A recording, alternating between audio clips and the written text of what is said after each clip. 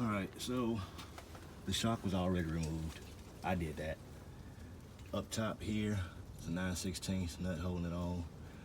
It'll do your best to get you something like an open-ended wrench.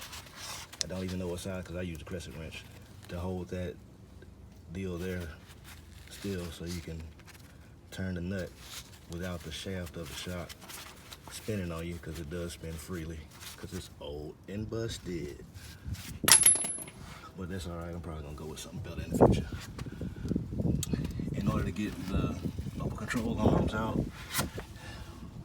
well, of course the spindle's got to be disconnected. Cancel nut here. Oh no, can't see it that well, can you? Neither can I. But it's a cancel nut with a cotter pin right there, and another one at the where it mounts to the lower control arm. Those got to go. And also tie rod end and the sway bar end link. These nuts have to be removed in order to get the upper and lower control arms out, which is what I plan to do. Yep. All right, this upper control arm comes off with a 13/16 head bolt. And on the other side, the nut holding it on is an 18mm for some strange reason. But take those two off, and the upper control arm is practically out of there.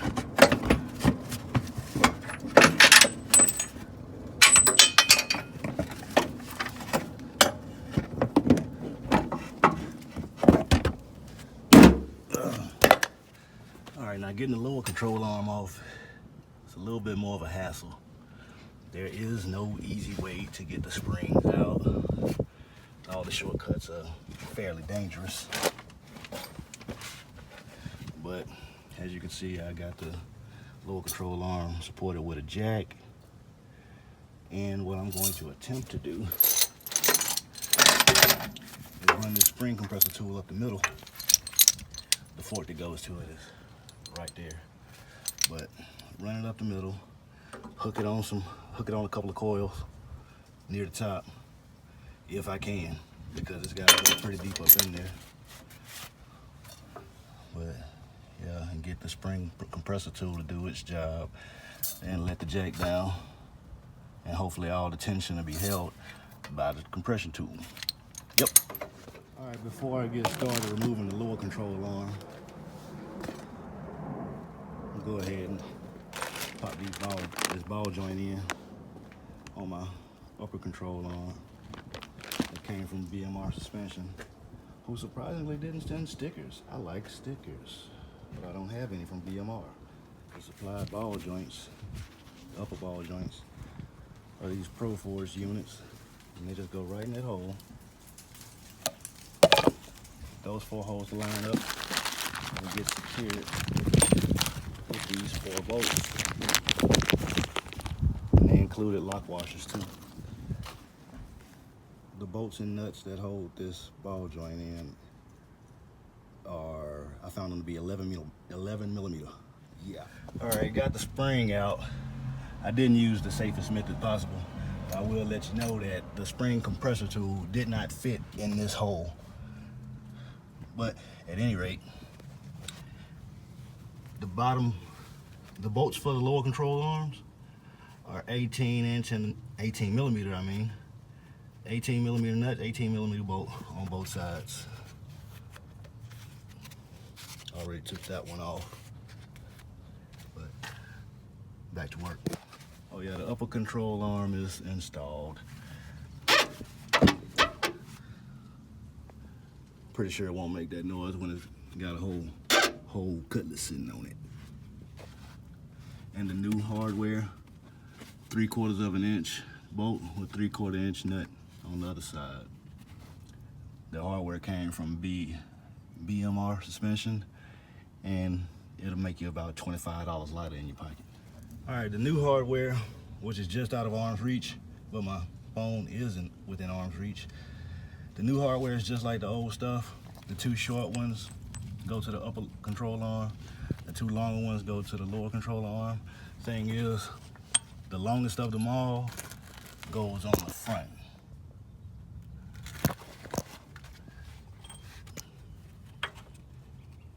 It goes all the way through there.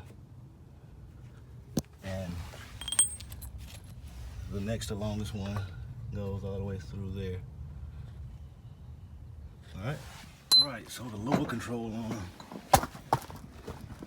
comes with the ball joint already installed.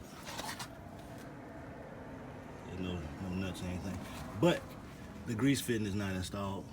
Got to do that myself. It'll be a little 5/16 screw in type grease fitting. It's in this little packet right here. That also comes with a cotter pin for the council nut here.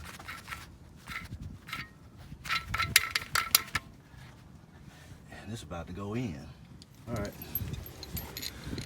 Now comes the hard part. Getting this dude to go in there.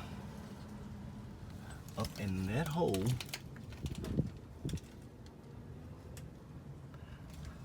If you can't see, you got a better view than I do.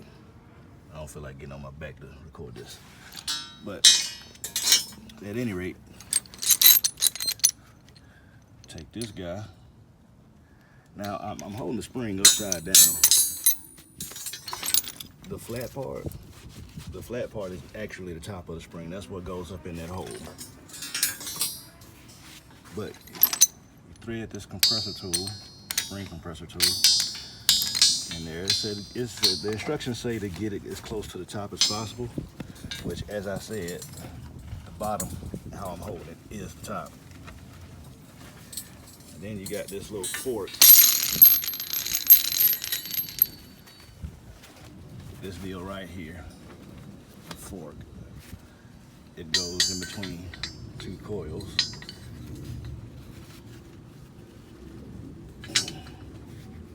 Like that, but these spacers go on top of that fork. But I'm gonna do that and hope not to put my eye out. All right, got the spring in with the help of the compression tool and a pry bar. The end of the spring coil, that last one, I don't know if you can see it there. It's quite difficult. There it is. The end of that guy is supposed to sit right here. There's absolutely no way for me to turn that. I just hope that it'll settle into its space where it wants to be with some driving, because I can't wait to get to that part. All right, so got the lower control arm installed. Still got the spring compressor tool on there. I'm gonna get that off in a minute. Yeah, probably use the jack to help me with that. The lower control arm is supported with the jack. I do not have the grease fitting in yet. If you can see, yeah, that hole's still empty. But I'm gonna do that when I get the jack out from under here. I need to connect the spindle up to the upper control arm. I already connected it to the lower control arm. And it's a 2001 Blazer spindle, 2-wheel drive.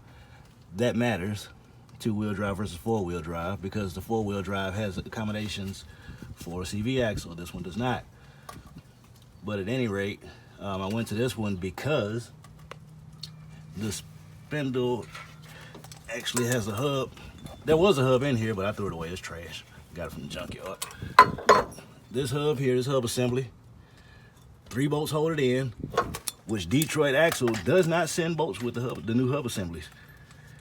But I'm gonna go get some bolts to put it in, and it already has the wheel bearing set pre-installed, so that's a win. And this hub assembly also accommodates floating rotors, so we won't have to go through all that pain, struggle, and strife to upgrade the rotors, which I intend on doing. I'll probably still run the stock dual piston calipers from the Blazer, at least until I get tired of them. But yeah. All right, that's what the finished product looks like.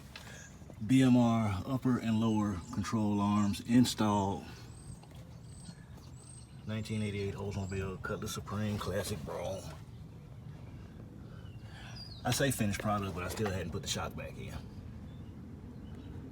But the upper and lower control arms are installed. And that's what we were here to do.